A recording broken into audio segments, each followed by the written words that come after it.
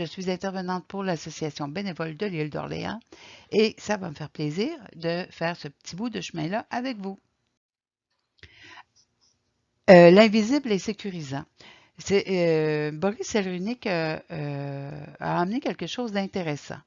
Dans la démarche, il nous explique tout le côté spirituel en parlant de l'invisible. Alors, on n'a pas besoin de nommer une religion ou d'en choisir une. Ce qui est important, c'est de savoir comment cet invisible-là, de notre façon de le construire, on peut le rendre sécurisant. Alors, l'angoisse, ça fait partie de la vie. Et la peur, ça fait partie du vivant. C'est très important. Et la peur va nous permettre de se protéger. Et on a peur de quelque chose qu'on voit et de la représentation qu'on s'est fait de cette chose-là. Donc, l'humain a cette capacité-là de se représenter quelque chose qui est invisible. Et ça fait ressentir des émotions. Bien sûr, on peut penser à Dieu, on peut penser à la mort. C'est des phénomènes qui sont invisibles. On ne sait pas, est-ce qu'il y en a un, est-ce qu'il y en a plusieurs dieux? Qu'est-ce qui se passe avec la mort? Est-ce que ça continue? Est-ce que ça arrête?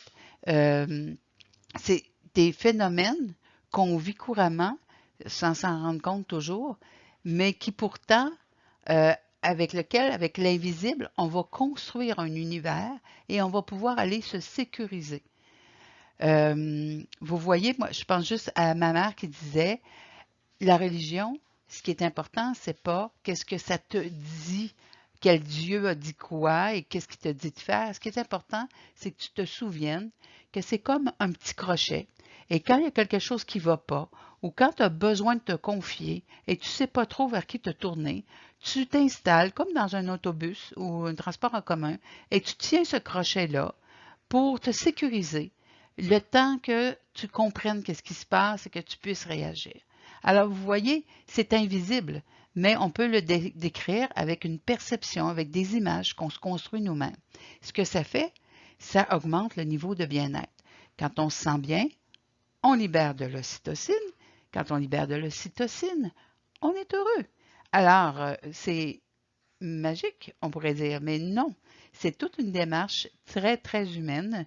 Donc, on peut travailler tout ça autant du côté positif que négatif.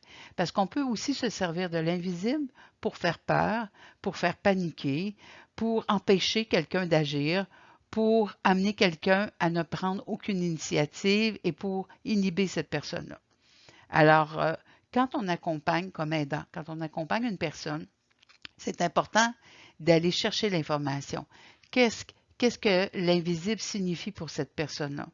Vous savez, dans l'accompagnement à fin de vie, ce qui m'est arrivé souvent d'entendre chez les personnes qui voient très bien que le chemin se termine dans quelque temps, sans jamais être capable de dire quand, c'est d'abord, il y a un détachement de tout ce qui est matériel.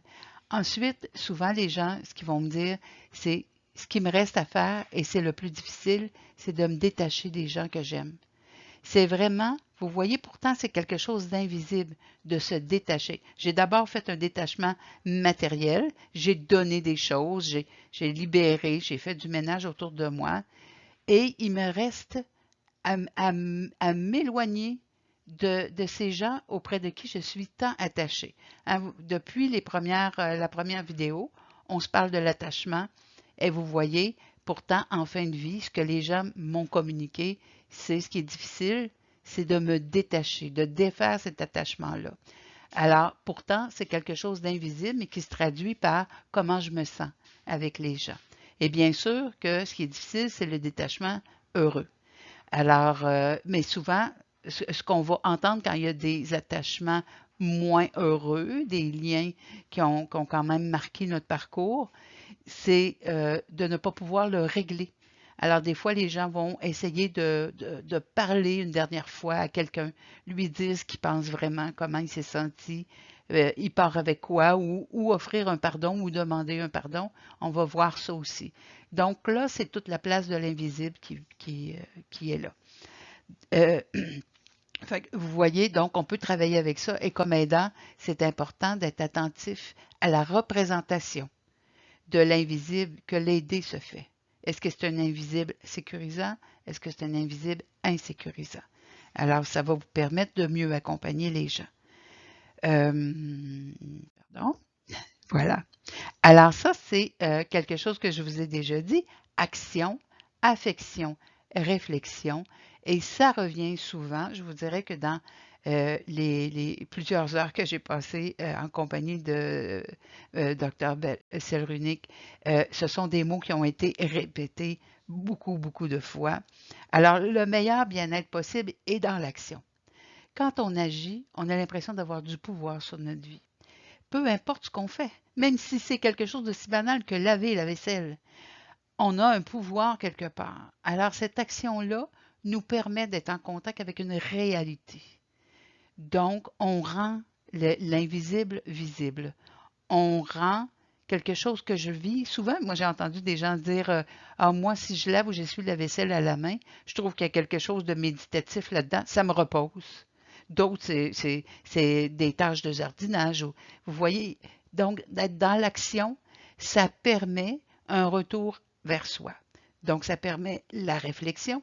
Et l'affection, on va le trouver dans l'échange, dans comment cette action-là, je le retourne vers quelqu'un, comment je parle de mon action, comment on me parle de mon action et comment il peut y avoir un partage à ce niveau-là.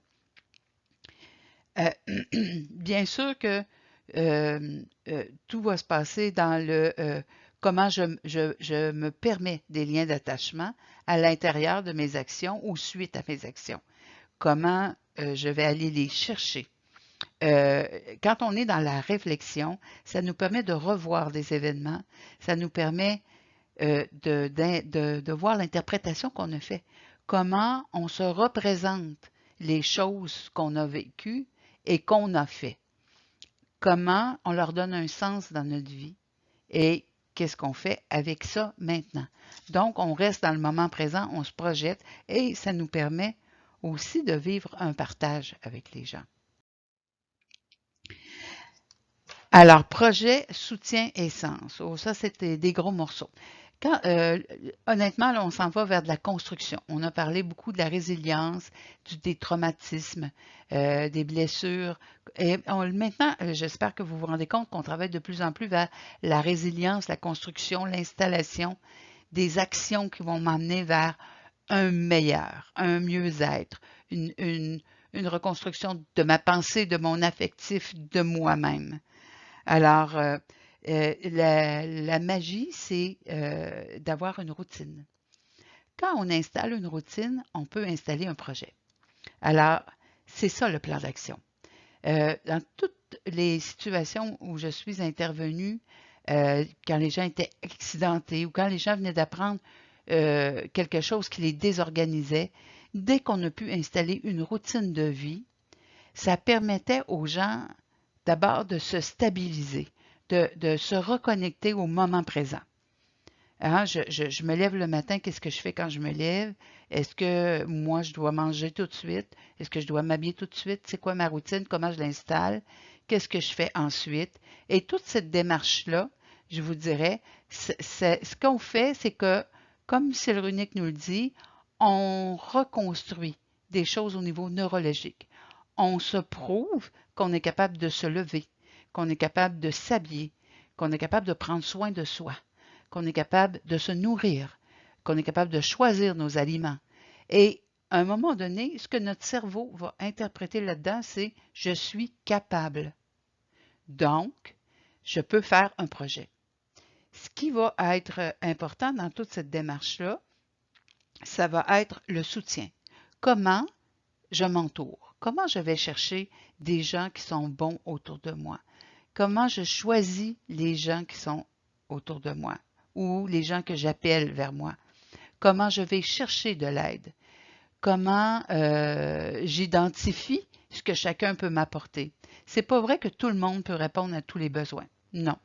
Moi, j'ai certaines compétences et je peux répondre à des besoins dans cette compétence-là. Il y en a d'autres pour lesquelles, d'autres situations où c'est moi qui ai besoin d'aller chercher les compétences de quelqu'un d'autre. Alors, on n'essaie pas de répondre à toutes les situations, à tous les besoins. Alors, rappelez-vous ça comme aidant. Vous ne pouvez pas répondre à tous les besoins. Vous avez des qualités qui vous permettent de répondre et d'offrir un soutien à certaines démarches, certains projets, mais pas à tout. Alors, c'est important d'avoir des multiplicateurs, d'avoir des gens autour de vous, des ressources. Dans une autre vidéo, dans une autre rencontre, on a parlé de cartes de soins. Alors, il faut retrouver ça, identifier toutes les ressources qui peuvent être constructives et vous amener dans un bon cheminement de projet. Si j'ai une mauvaise estime de moi, je vais avoir de la difficulté à aborder un projet. Alors, ce qu'on va faire, c'est qu'on va venir sécuriser la personne, on va venir augmenter sa confiance et la guider dans un projet, on va l'accompagner dans son projet. Alors, c'est là qu'on est le soutien. Quand c'est pour moi, pour mon projet, moi, je vais aller chercher le soutien. Si j'ai une bonne confiance en moi, je peux peut-être aller de l'avant avec mon projet un bout de temps, puis aller chercher les éléments qui me manquent. Si je manque de confiance en moi, je vais avoir besoin d'être accompagné. Et c'est pour ça, les enfants et les adolescents, souvent comme intervenants, on dit il faut faire avec. Il faut les accompagner dans leur projet et qu'ils sentent qu'on est là, qu'on va cheminer avec eux, mais que c'est leur projet.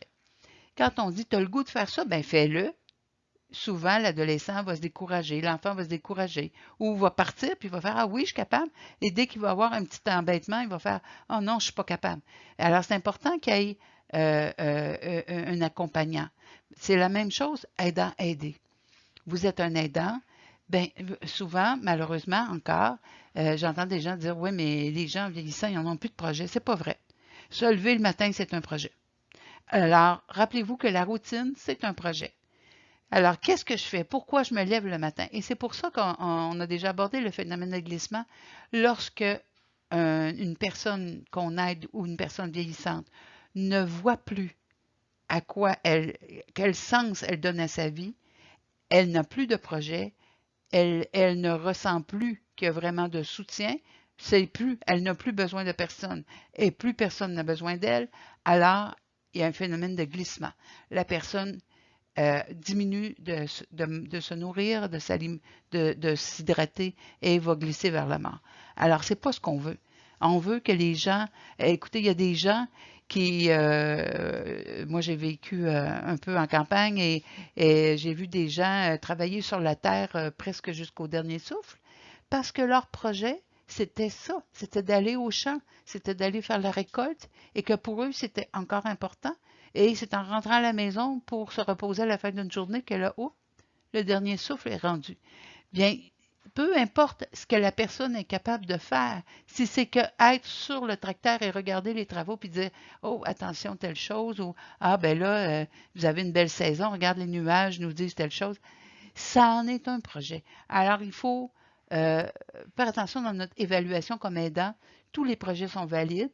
Tous les projets valent la peine d'un soutien et le sens que la personne y donne, c'est le sens valable à respecter. Attendez un petit peu, je vais voir si je n'oublie pas de vous dire quelque chose.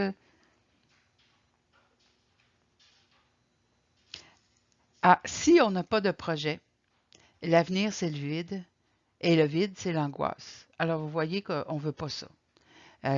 Donc, en effet, si je ne me trompe pas, la prochaine diapositive, c'est ça. Alors, on va parler de sens ici. Donc, donner un sens au geste, c'est se représenter l'avenir.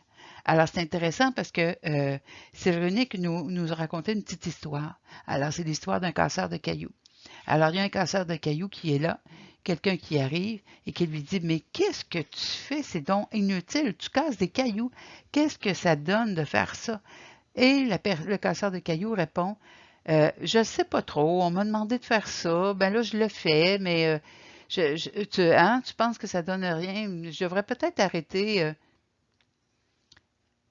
Un autre casseur de cailloux, un peu plus loin, et donc qui fait la même chose, qui casse des gros cailloux pour en faire des petits cailloux, et la personne qui arrive qui lui dit toi aussi tu casses des cailloux, mais qu'est-ce que tu fais? C'est donc inutile.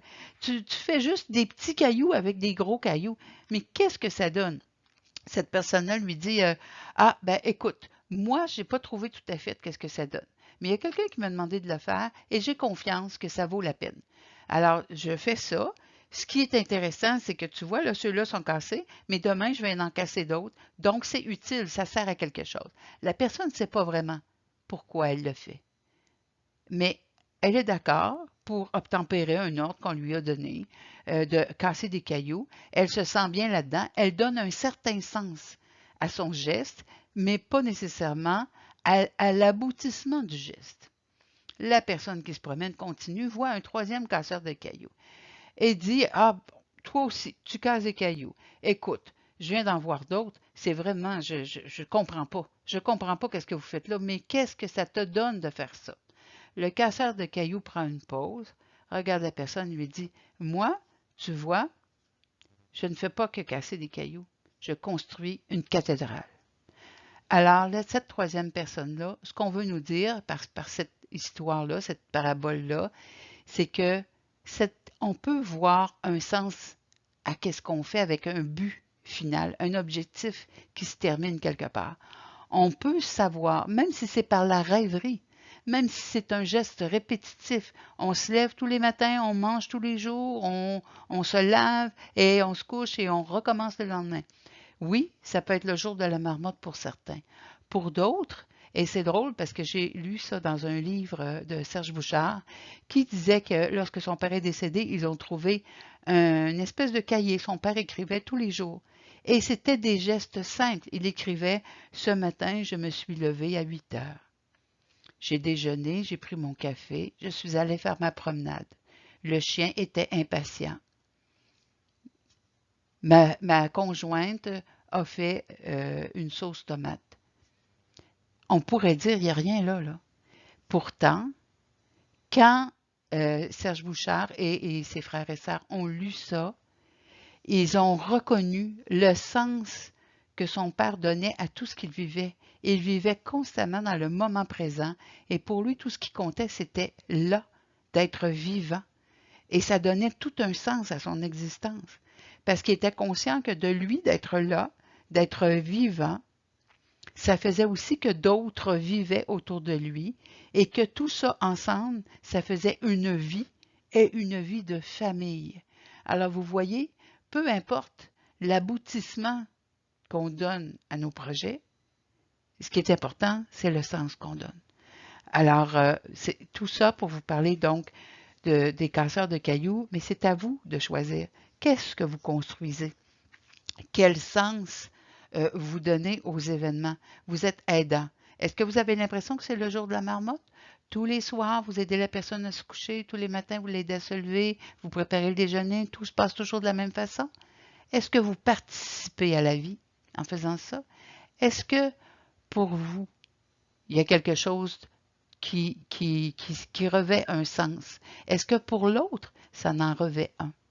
Est-ce que ça vous permet de dire on pourrait aller plus loin? Est-ce que ça vous permet d'enseigner des choses? Est-ce que ça vous permet de noter des choses, de communiquer ce que vous vivez? Est-ce que ça vous permet d'échanger avec d'autres aidants et de voir comment fonctionne? Et peut-être que vous avez vécu quelque chose et que, tiens, bizarre, l'autre aussi a vécu cette situation-là et ne savait pas quoi faire avec. Alors moi, je peux lui dire qu'est-ce que moi j'ai fait et puis si ça lui sert, tant mieux. Bien, vous voyez, vous venez de donner un sens à quelque chose que vous avez vécu qui était répétitif, mais qui pourtant est utile. Alors, on ne s'en rend pas toujours compte de ce qu'on fait. Mais vous voyez, c'est qu'à un moment donné, il faut faire confiance à nos actions. Il faut faire confiance à qui on est, à qu'est-ce qu'on fait. Et les événements vont venir modifier la manière dont on éprouve le sens des gestes qu'on pose. C'est la même chose pour l'aider. Donc, vous voyez, je vous ai déjà parlé comme souvent dans les centres d'hébergement, on va demander à une personne de plier les serviettes, de replacer plusieurs petites choses dans un plat, peu importe l'ordre. Ce qu'on fait, c'est qu'on donne un sens à la présence. Alors, vous voyez, des fois, il ne faut pas aller trop, trop loin. On n'est pas obligé de construire tous des cathédrales. Par contre, peut-être que votre cathédrale à vous, c'est de vivre chaque journée et d'en être témoin, vivant, présent, conscient de ce qui se vit et heureux de pouvoir y participer. Ça se peut. Alors, il ne faut pas toujours partir dans des grands projets. Maintenant, on parle un peu de la douleur et de la souffrance, parce que comme aidant, bien sûr que vous allez être confronté à ça, peut-être votre souffrance ou votre douleur à vous, souvent celle de l'aider. Alors, Style Runique nous demande de faire une différence avec la douleur et la souffrance.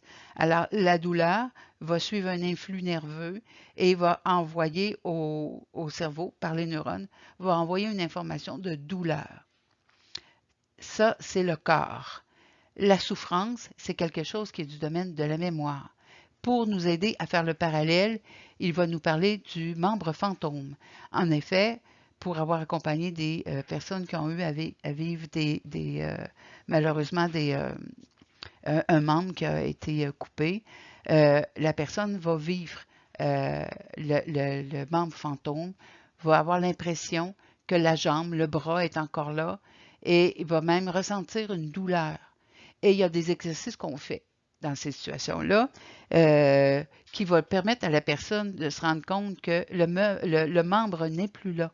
Alors souvent, on va utiliser un miroir et bon, il y a toute une démarche. Par contre, ce qui est important, c'est dans votre démarche de pouvoir départir tout cela parce que la solution va être, dans la souffrance, d'amener la personne vers le récit. Raconte-moi.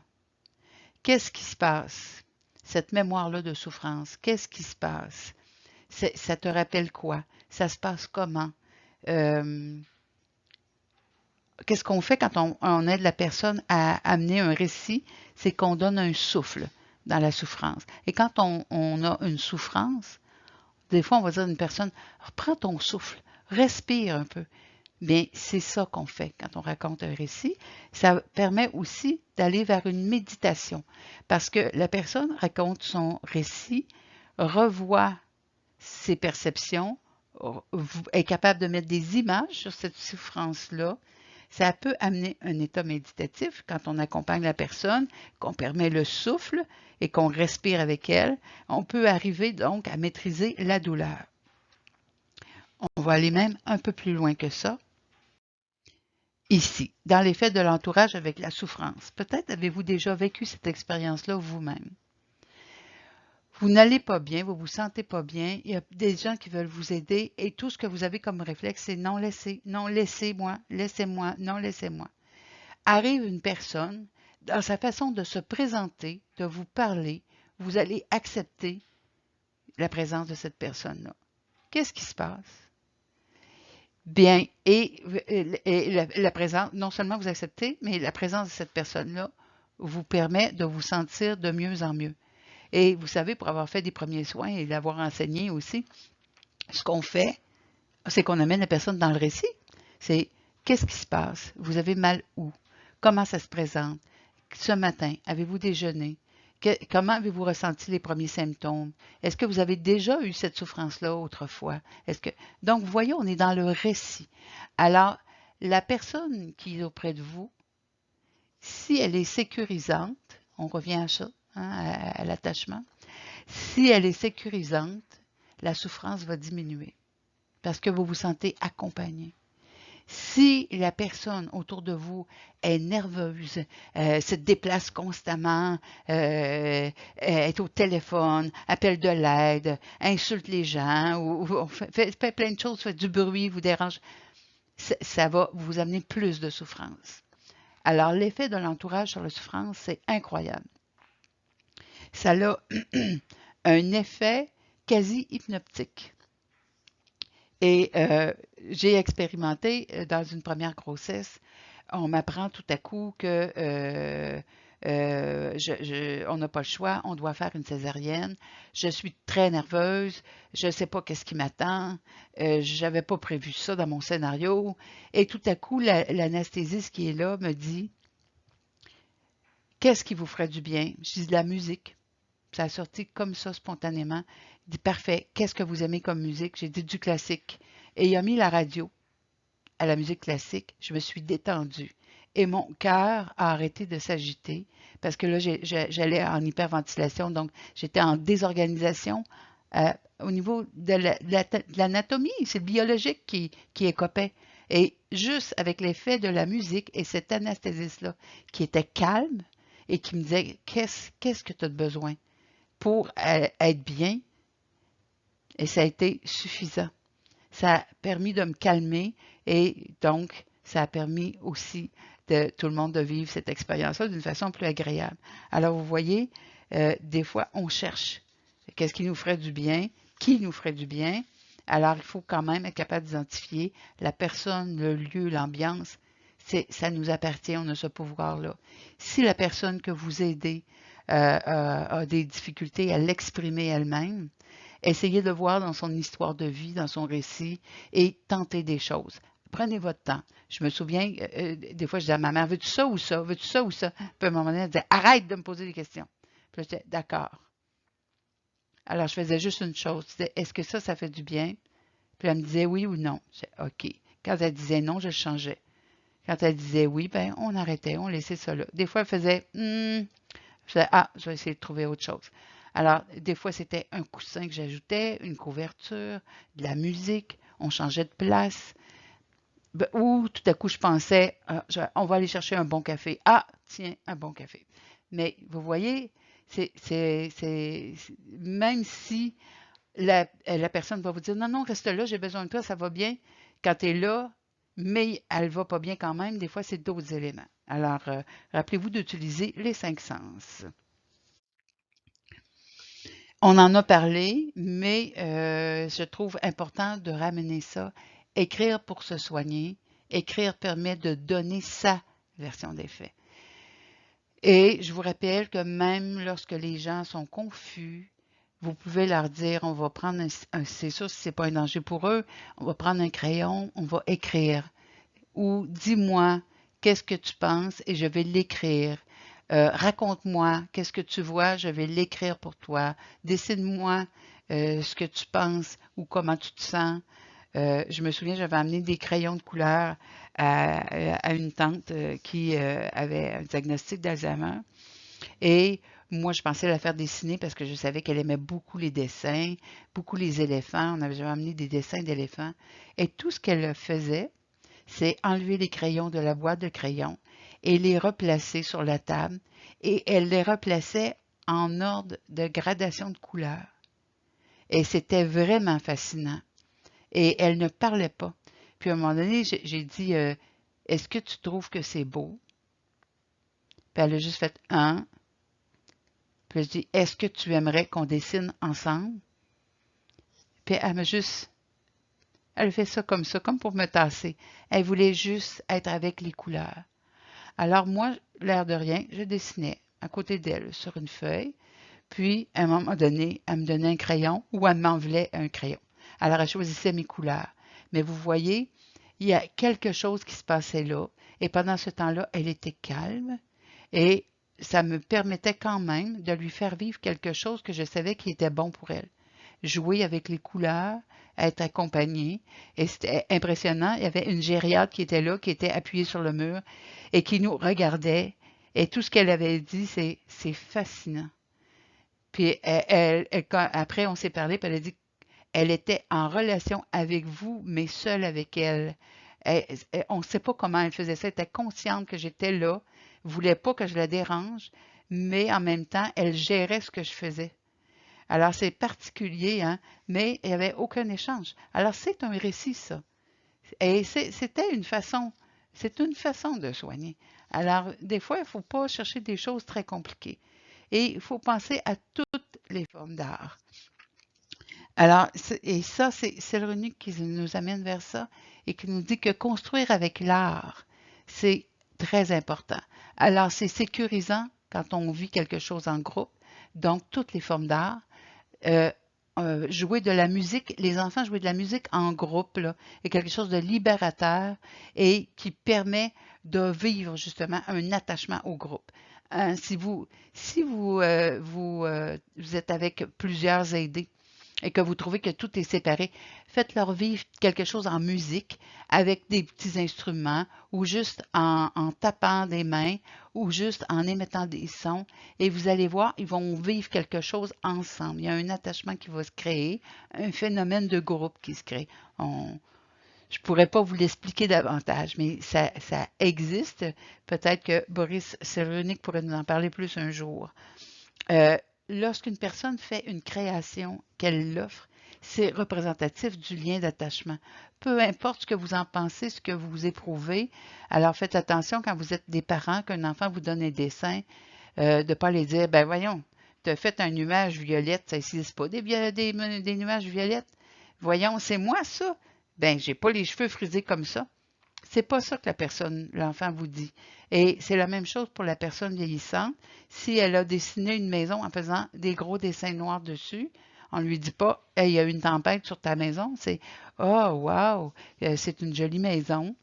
Est-ce que tu la connais, cette maison-là? On amène la personne vers le récit. Là, cette personne-là vous confie quelque chose. Elle vous dit, est-ce que tu veux être avec moi? Et si vous acceptez, donc vous entrez dans son histoire. Si vous critiquez ou vous passez des commentaires qui pourraient être désobligeants pour elle, bien, vous refusez donc d'être avec elle.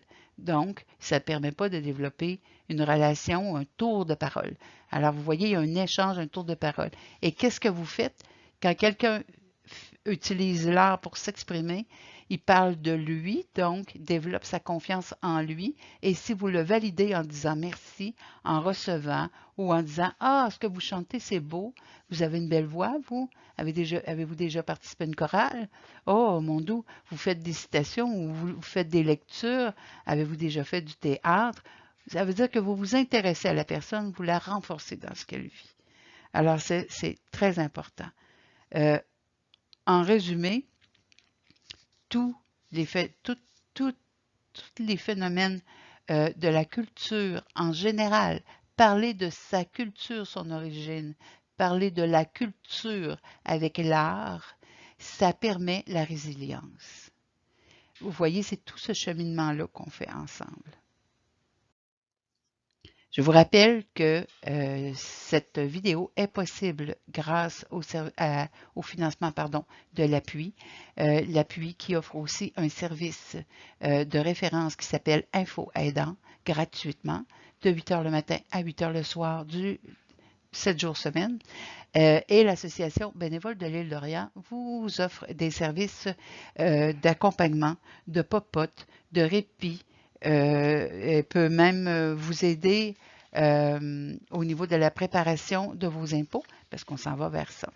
Alors, s'il y a quoi que ce soit, vous avez des questions ou vous voulez émettre un commentaire, vous êtes bienvenus.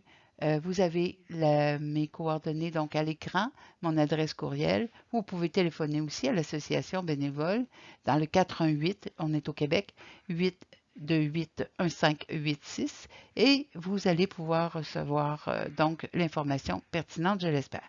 Il nous reste une seule rencontre, donc à bientôt et on va clore notre beau voyage avec Boris Cyrulnik, la résilience et l'attachement. À bientôt.